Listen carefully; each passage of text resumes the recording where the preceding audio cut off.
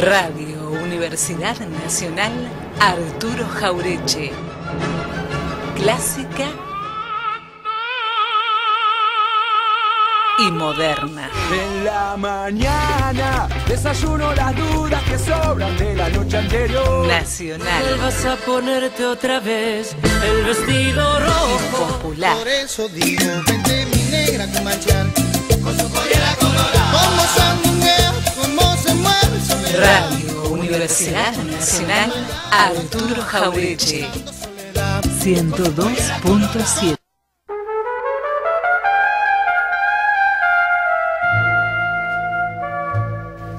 A partir de este momento, por Radio Universidad, el dulce veneno de la novela negra.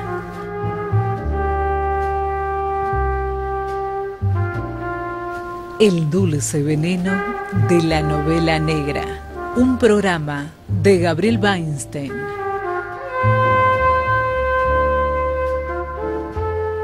Un viaje por el mundo de la literatura policial, acompañada por algo de jazz, tango y otras yerbas.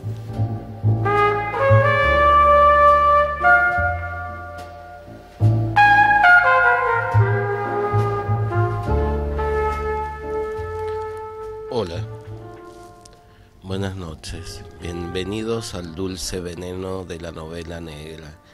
Este programa de radio donde recorremos los vastos territorios de la literatura policial, acompañados por un poco de buena música. Como decimos siempre, la novela negra es un género que se cultiva y se lee en las más diversas geografías del mundo. Hoy nos vamos para Italia, vamos a acercarnos a dos autores muy diferentes entre sí. Uno es muy conocido en la Argentina, se llama Andrea Camilleri, probablemente sea el autor de novela negra más difundido en nuestro país.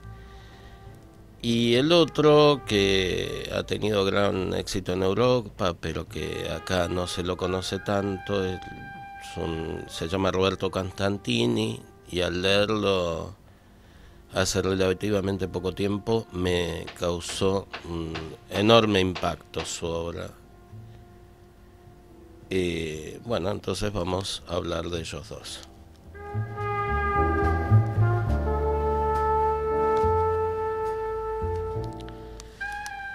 Tradicionalmente Italia no fue un territorio que haya sido muy fértil para el género.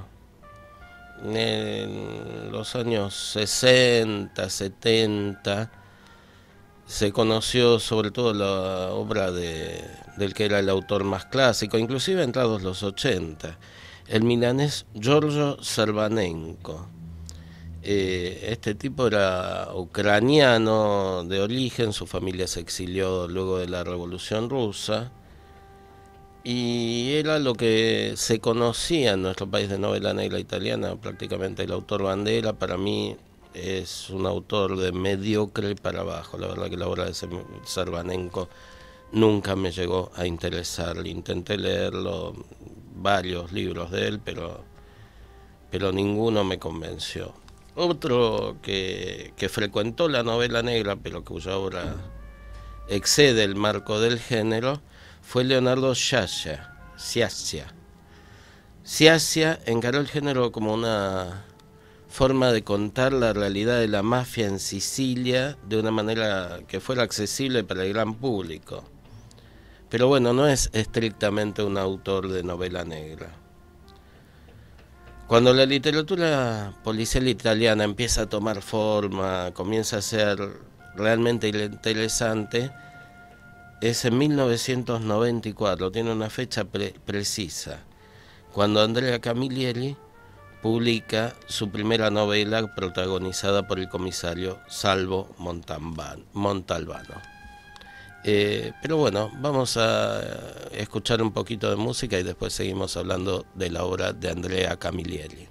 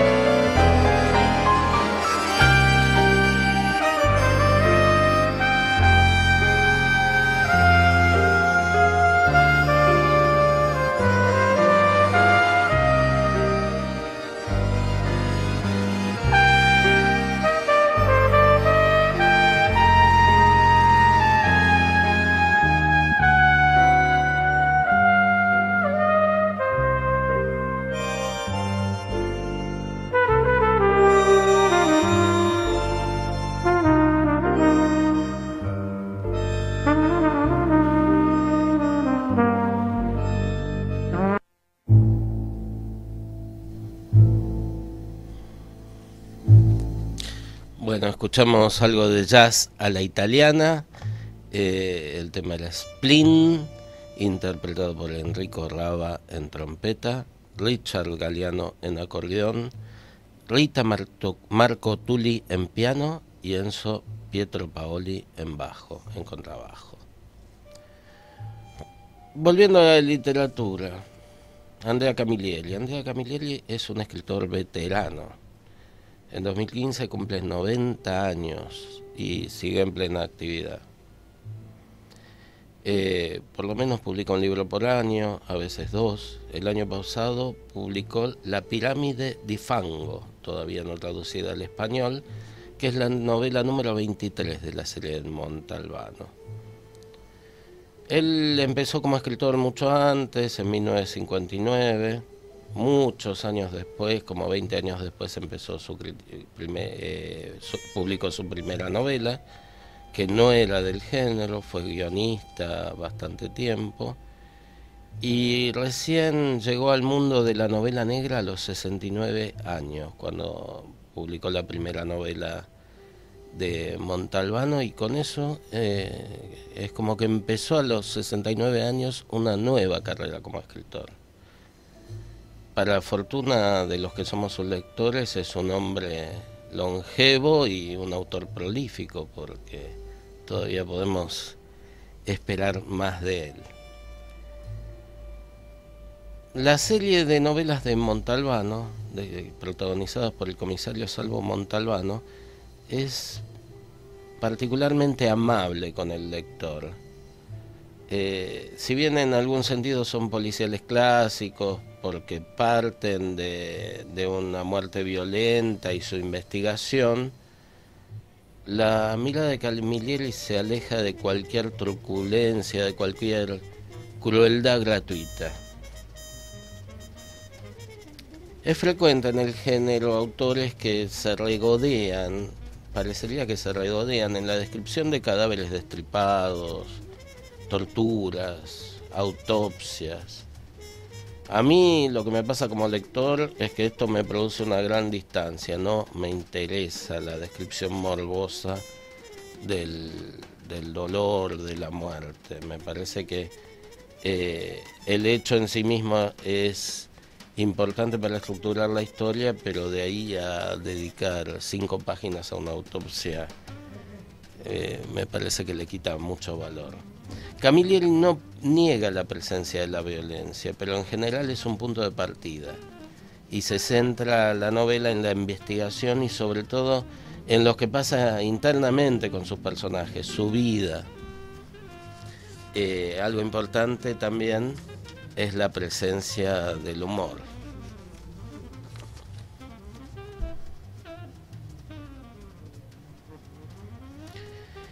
En cuanto abrió las persianas del dormitorio, el comisario Salvo Montalbano comprendió que el día no iba a ser gran cosa. Era todavía de noche y faltaba por lo menos 1 hora para el amanecer, pero la oscuridad ya parecía menos espesa, lo suficiente para dejar ver el cielo cubierto por unas densas nubes de lluvia y, más allá de la franja clara de la playa, un mar con aspecto de perro pequinés. Desde el día en que un minúsculo perro de aquella raza, todo lleno de adornos y lacitos, tras soltarle un enfurecido gargajeo a modo de ladrido, le había propinado una dolorosa dentellada en la pantorrilla, Montalbano llamaba así al mar cada vez que lo veía agitado por breves y frías ventoleras que provocaban miríadas de pequeñas olas rematadas por ridículos penachos de espuma. Se puso de peor humor al recordar la desagradable tarea que tenía por delante esa mañana: ir a un entierro.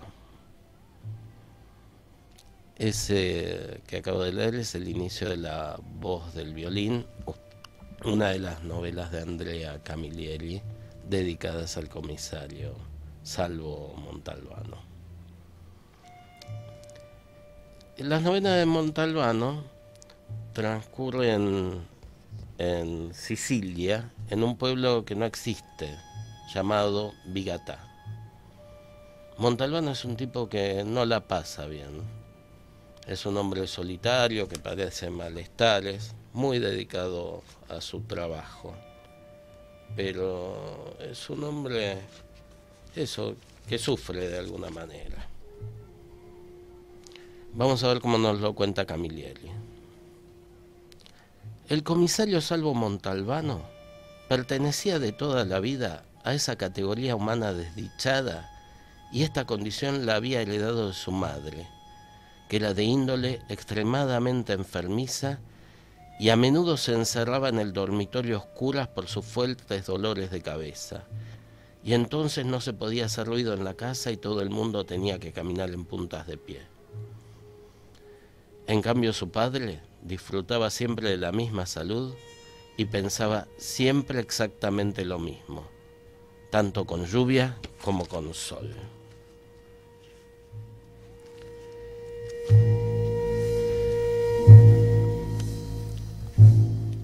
Bueno, como decíamos, Montalbano es un tipo que encara su trabajo con mucha seriedad, de una manera bastante heterodoxa, tiene muchos conflictos con sus superiores, tiene poca tolerancia hacia la vanidad, hacia la holgazanería. Lo acompaña una galería de personajes muy interesantes.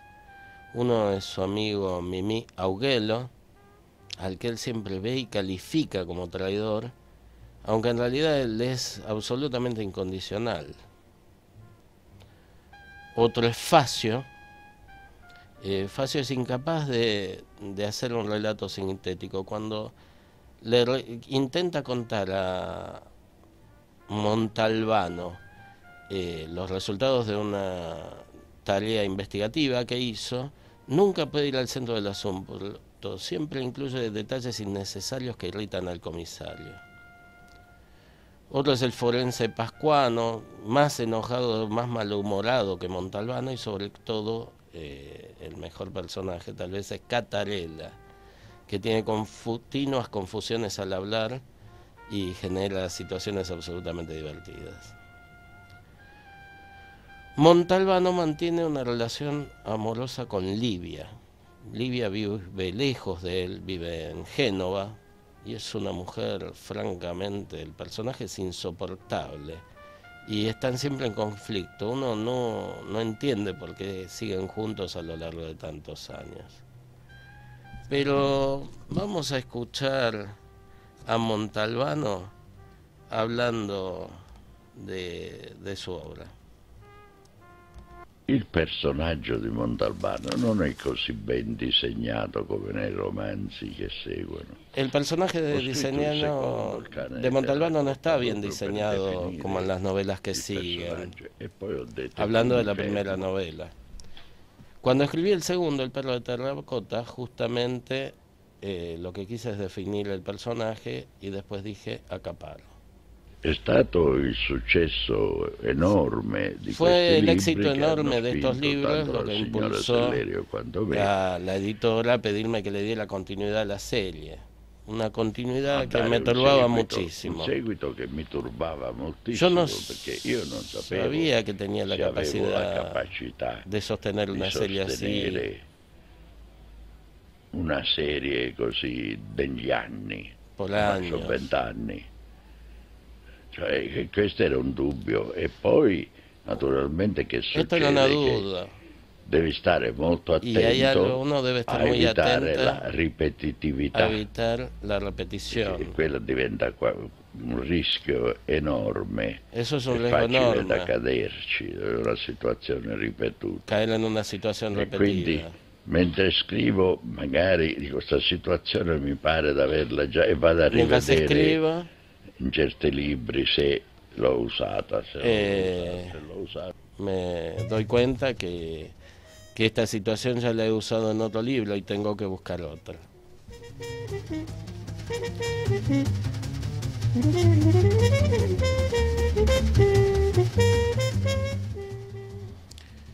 Bueno, Montalbano contado por sus propias palabras.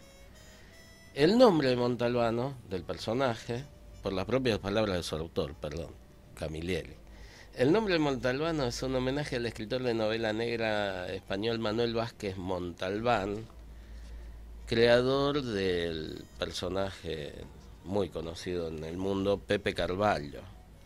También Camilleri habló de esto en un reportaje y dijo: Carvalho no ha representado nada en mi carrera literaria.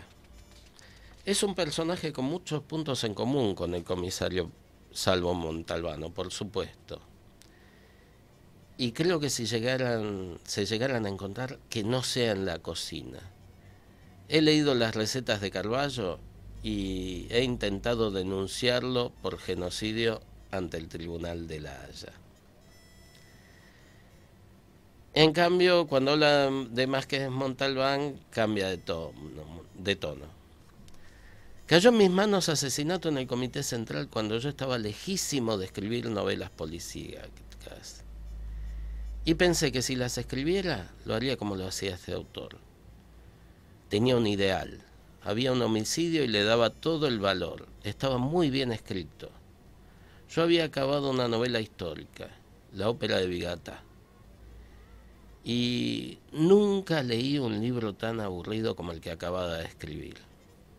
Intenté corregirlo, cambiarlo, darle otro aire, pero nada, era un tostón. Entonces la novela de Montalbán me mostró mi error. Tenía que alterar los tiempos narrativos. Así lo hice y mi novela histórica se desencalló. Fue entonces cuando decidí el nombre de Montalbano en señal de gratitud y porque de hecho es un apellido muy común en Sicilia.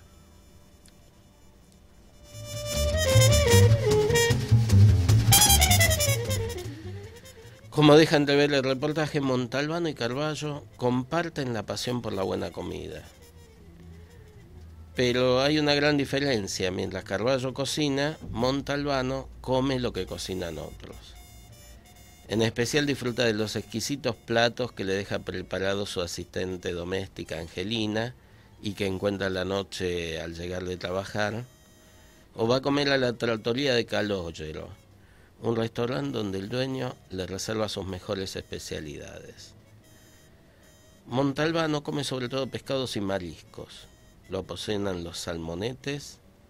Claro, vive en una isla, obviamente es el producto que más hay, el pescado. Pero también siempre está presente la infaltable pasta italiana.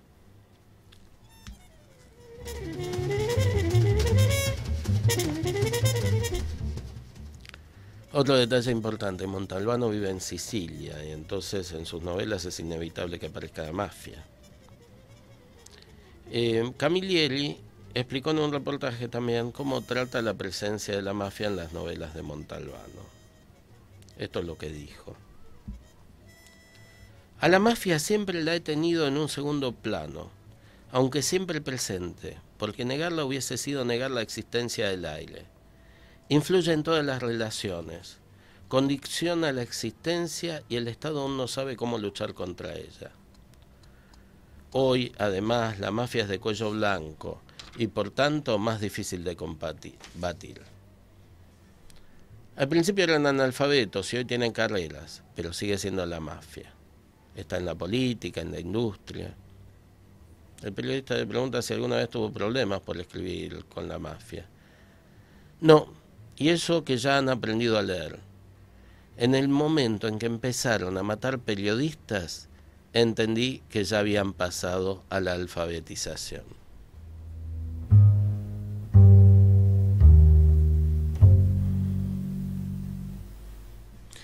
Como se ve, no le falta ironía en su respuesta. Hablemos un poco más del personaje. Cuando empieza la serie, Montalbano tiene 44 años. 20 años después está al borde de la jubilación. 20 años y 20 libros después, en realidad ya va por el 23. Y Camilleri cuenta: encima se siente más viejo de lo que es por la sencilla razón que toda su vida ha estado en contacto con imbéciles. Los asesinos son en un 99% imbéciles. y toda la vida pendiente de imbéciles se hace dura. Por eso Salvo advierte ese cansancio, pero le tiene absoluto terror a la jubilación. ¿Qué hará? ¿Irá a pasear el perro de Livia por los jardines? No puede. Les cuento una última cosa. Como les decía al principio, Camilleri tiene 90 años y sabe que algún día se le va a acabar la cuerda. Pero como lo tiene muy claro, dejó escrita una última aventura de Montalbano, donde cierra la serie y donde él mismo, Camilleri, es uno de sus protagonistas. Nadie sabe de qué se trata, pero la novela está reservada para publicarse después de su muerte. Les recuerdo algunos de los títulos de Montalbano para que lo lean: El ladrón de meriendas, La voz del violín, Las alas de la esfinge, Ardores de agosto, El perro de terracota. Pero lo que los aconsejo, si quieren conocer su obra, es que empiecen desde la primera, La forma del agua, y después sigan cronológicamente toda la serie. Les aseguro que la van a pasar muy bien. Bueno, un poquito más de música para seguir con el dulce veneno de la novela negra.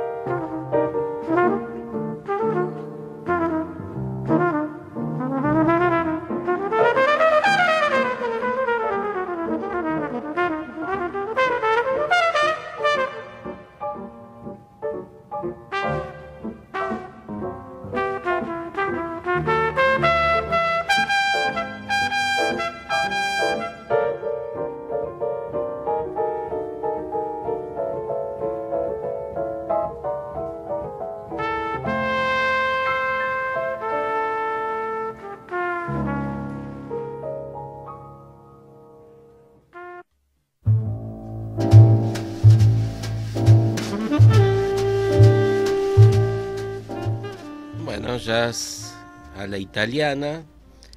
En este caso era de nuevo Enrique Rava interpretando There Is No You de Miles Davis, acompañado por Enzo Pietro Paoli en el contrabajo, Roberto Gatto en la batería, el piano de Stefano Bolani y en las trompetas el mismo Enrico Rava y Paolo Fresu. Les cuento algo de la cocina del programa. Yo había escuchado algo de jazz italiano alguna vez, pero gracias a este programa tengo que hacer el sacrificio de explorar en nueva y mejor música. Y me metí un poquito a escuchar jazz italiano y la verdad que Enrico Rava, que sabía que era un músico importante, me pareció muy original, muy interesante. Es un tipo que tocó mucho tiempo junto al Gato Barbieri. Cuando uno escucha el jazz italiano con atención, particularmente esto que escuchamos, hay algo que hace ese jazz inconfundible, distinto del norteamericano. Hay una cualidad sentimental en el sonido, algo que uno cierra los ojos y piensa en el cine italiano de la década del 60. Un amigo, Daniel Simcha, lo escuchó y me decía, no sé por qué, pero se me aparece la imagen de Mastroianni. Y es cierto. Cierro los ojos y lo veo a Marcello vagando con su angustia en la Roma de la Dolce Vita. Fellini, puro. Es algo así, italianísimo, aunque interpreten a Miles Davis.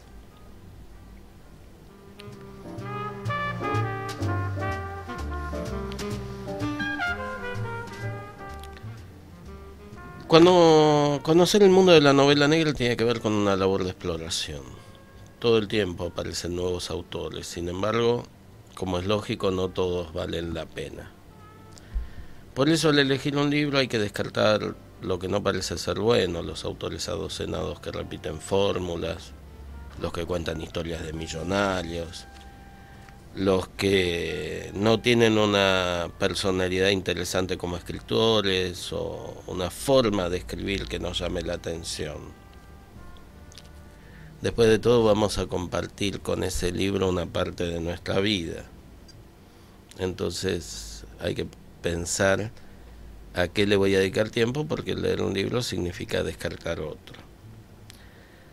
A veces un libro me decepciona, es menos de lo que prometía. Empiezo a leerlo y digo, qué bueno que está esto, pero después no cumple con lo que promete al principio, de alguna manera, ¿no? Pero cada tanto aparece un autor que me sorprende más allá de lo que espero. Hace poco, en el último mes, me pasó con un autor danés, Jussi Adler-Olsen. Empecé a leer su primera novela y no pude parar hasta la tercera. En realidad paré porque dije, tengo que leer también otras cosas, pero voy a seguir leyendo las novelas de Adler-Olsen. Y el año pasado hubo un autor que me dejó deslumbrado, que se llama Roberto Constantini, autor italiano.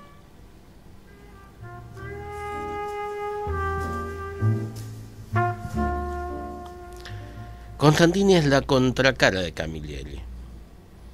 La escritura de Constantini no tiene nada de amable, tiene una mirada amarga del mundo y construye personajes tremendamente complejos y ambiguos. Constantini nació, curiosamente, no en Italia, sino en Trípoli, Libia, en 1952 y vive en Roma. Es ingeniero y publicó su primera novela, que se llama Tú eres el mal, en 2011, a los 59 años. Rápidamente se difundió por Italia y Europa, un autor que causó un gran impacto en Europa.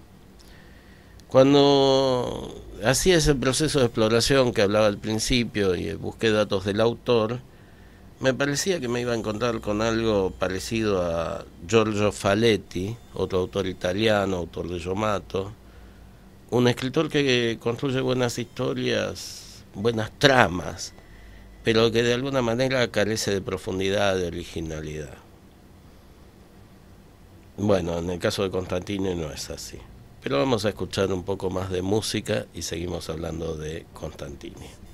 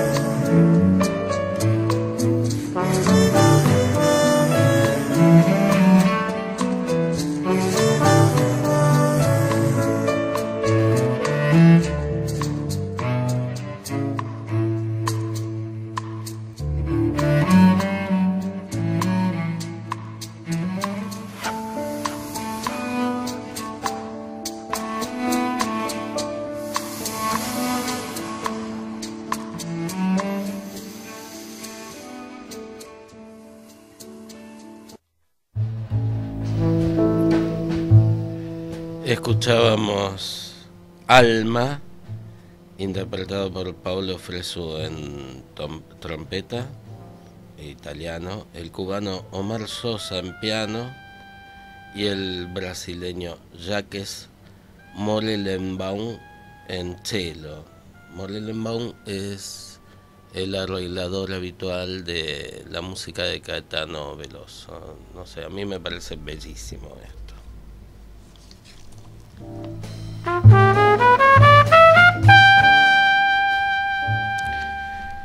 La comisaría de Viña Clara era tan emocionante como un balneario. En ese barrio residencial de la burguesía romana, la vida de un policía transcurría tan tranquila como la de un jubilado. Calles ordenadas, buenas casas, mucho verde, gente formalmente educada que había alcanzado el éxito económico por cualquier medio, lícito o ilícito. Evasión fiscal, sobornos, contratos bien amañados. Tejemanejes que los italianos, sobre todo en Roma, habían aprendido durante la posguerra en su afán de alcanzar el bienestar a toda costa. Yo llevaba casi 2 años allí, gracias a mi hermano Alberto y sus contactos en la democracia cristiana. Es una convalecencia, Mike. Un par de años para recuperarte y pensar en lo que vas a hacer con tu vida tan inestable.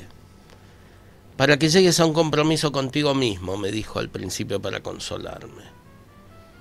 Como si se pudieran borrar de un plumazo los 32 años turbulentos de su hermanito menor. Pero Alberto era así desde siempre. Optimista, muy inteligente, enérgico. Lo mismo que nuestro padre, que había emigrado de Palermo a Trípoli después de la Segunda Guerra Mundial. Un siciliano de familia pequeño burguesa que después de estudiar ingeniería en Roma había logrado convertirse en un rico empresario en Libia y era capaz como pocos de vadear las aguas pantanosas de la política italiana, haciendo mínimas concesiones y aprovechándose de ellas cuando era necesario. Mi padre, dispuesto a ser más católico que nadie por convicción y conveniencia, a casarse con la hija del mayor terrateniente italiano en Libia para ingresar directamente en el círculo adecuado, a hacer negocios con los judíos con la mano izquierda, con los árabes con la derecha y con los occidentales con las dos.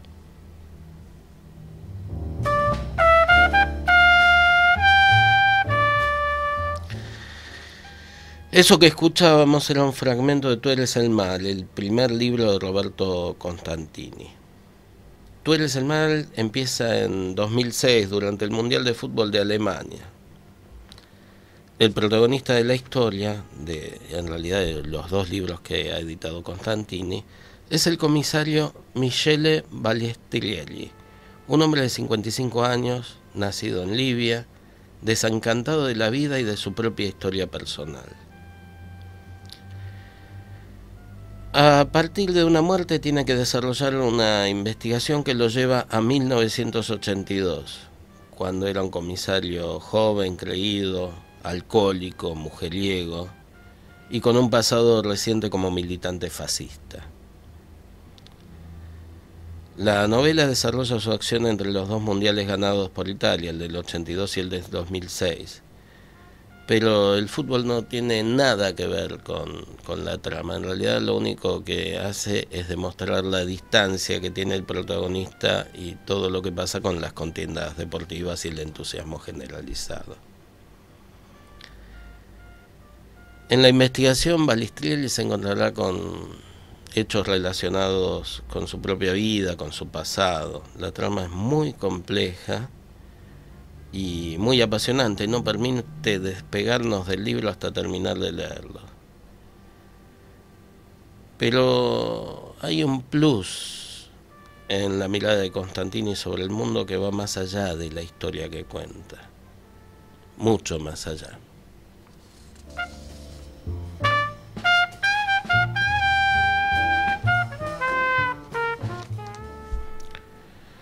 Cuando terminé de leer Tú eres el mal, a mí me pasó algo que es que inmediatamente fui a buscar el otro libro que escribió Constantini, Las raíces del mal. Una novela relacionada con Tú eres el mal, que es una novela histórica policial. Y en ella Constantini cuenta la infancia de Balistrieri en Libia. En esa época que relata Balistrieri en Libia, hacía poco que había dejado de ser una colonia ocupada por Italia. En 1951 Libia se independició. Y vivían allí muchos de los colonizadores, los ocupantes italianos, que tenían la mayor parte del poder económico. También muchos fascistas se fueron a refugiar en Libia. Libia era colonia italiana desde 1912 y la población local sufrió la represión del fascismo de Mussolini. La mayoría de los colonizadores que quedaron en Libia después de la derrota de Italia en la Segunda Guerra Mundial eran fascistas. Lo interesante es que en lugar de ver los hechos desde una sola óptica, el libro muestra la época y todo lo que viven los personajes a través de la mirada tanto de colonizadores como de los colonizados. Mete a los personajes en hechos históricos. Están desde el ascenso de Nasser en Egipto hasta la toma del poder por Gaddafi en 1969, pasan por la Guerra de los 6 días, la salida de los colonizadores después del ascenso de Gaddafi y todos los hechos que conmovieron a Medio Oriente en esos años. Por ahí la palabra colonizados no es exacta, porque son los libios. Y mantienen su rebeldía en la novela y tienen una mirada absolutamente distinta de la de los colonizadores. A través del libro a mí me pasó que conocí un país y una época que nunca había encontrado en la literatura. Y esto en medio de una trama apasionante con personajes complejos que cobran vida propia. La verdad que fue una experiencia fabulosa. Y como promete en su título, en la novela se encuentran las raíces de lo que sucederá después, paradójicamente en el libro anterior, porque esto es una precuela. Los hechos que cuentan esta novela suceden antes que los que sucedían en Tú eres el mal. Voy a leer un reportaje que le realizaron a Constantini. El mal con mayúsculas nos atrae porque no corresponde a los asesinos en serie, que en gran medida han sido inventados por la literatura, especialmente en Estados Unidos. El mal es el de personas normales, o personas que son casi normales, que apenas se diferencian de los demás. Precisamente eso es lo que trato de reflejar en mis libros, que son personas que no son muy distantes de las otras, en cambio son asesinas. Exacto, esa es la cuestión. El mal que despierta en una persona común, en una persona cualquiera. Uno no tiene miedo de encontrarse con Aníbal Lecter de cara a cara, porque ese personaje no existe, es tan extremo que resulta increíble. En cambio, el mal que está difundido en nuestra sociedad, que procede de esa ansia de generar miedo en poco tiempo y de ganar mucho dinero, eso tiene unas consecuencias muy graves. Si yo escribiese un libro sobre problemas sociales, no lo leería nadie, porque la gente está cansada de esos temas. Mientras que si escribo un buen thriller e introduzco esos temas, el lector está deseando llegar a la última página y saber quién es el asesino, a la vez que se ve enfrentado con todas estas situaciones y le hace pensar.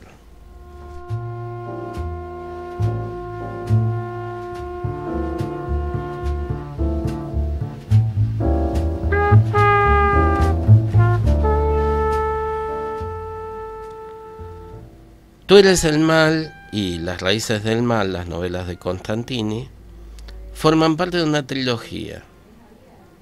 El tercer tomo ya está publicado en Italia y aún no se tradujo al español.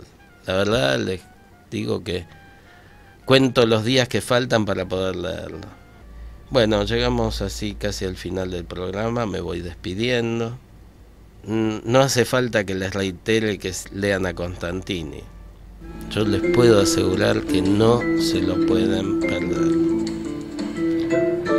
Bueno, nos vamos con más jazz. En este caso, jazz interpretado en Italia, en el Festival de Umbría.